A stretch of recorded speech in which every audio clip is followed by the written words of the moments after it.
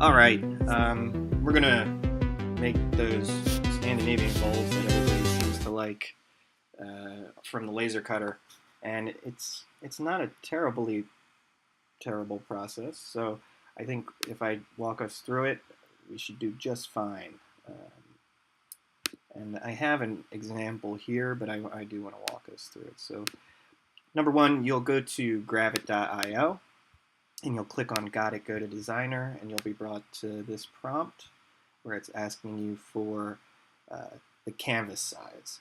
So we're going to change this to, number one, change the units to inches, and then let's change it to 12 by 12. All right, so there's that. So this is our canvas, it's about a foot, and it is a foot. And the next thing we're going to do is we're going to need to go to the shape drop down, and we're going to click on a star.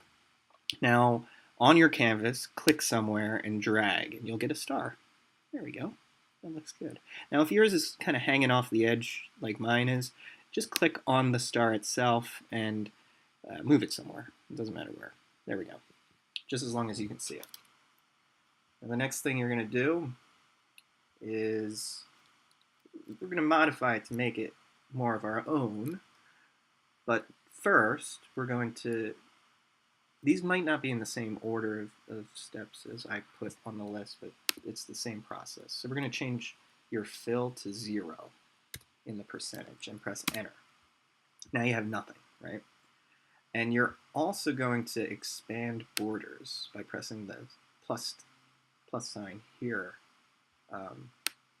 Just so I know that you can see it, plus sign here, borders, and it's down towards the bottom of the right hand side. And now you should be good. You have a star. Now here's where you can modify it a bit. You can change the number of points by moving this scroll bar.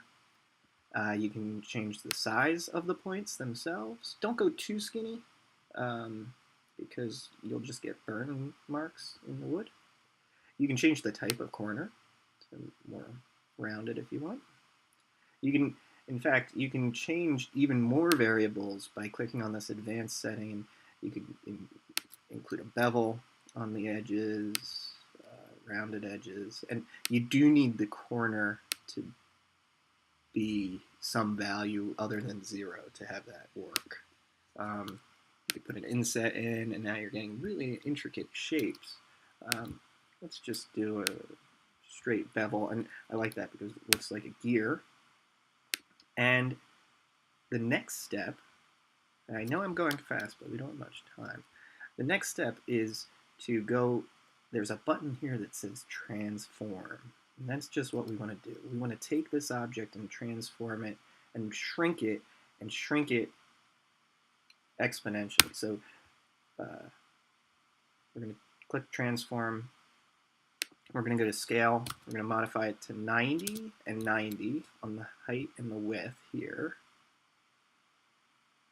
And that's going to give us 90% of the size from the last one we make.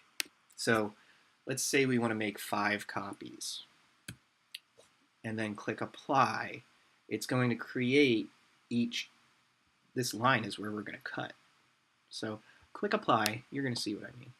And now this interior gear is the base of the bowl, and then this is the first level, this is the second level, this is the third, fourth, and fifth. So this is 5 little tiers up. Then you just assemble it because the laser is going to do all the work cutting each of these lines out. And that's about it.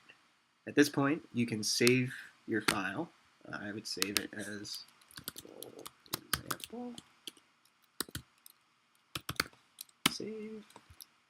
And then I would export. We're going to export to a file type called an SVG. That's a scalable vector type.